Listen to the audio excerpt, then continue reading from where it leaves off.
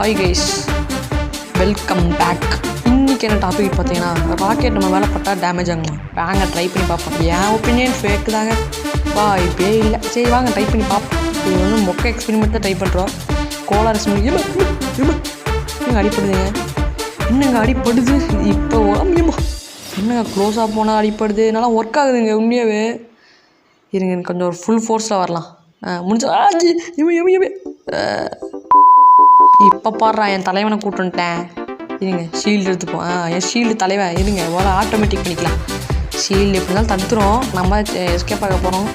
முடிஞ்சாச்சு இருங்க, இப்போ கண்டா பின்னாடி அடிக்குது. இருங்க கீழே ஒரு பிளாக் வச்சு நின்று பார்ப்போம். முடிஞ்சாடுறா இப்போ அடி.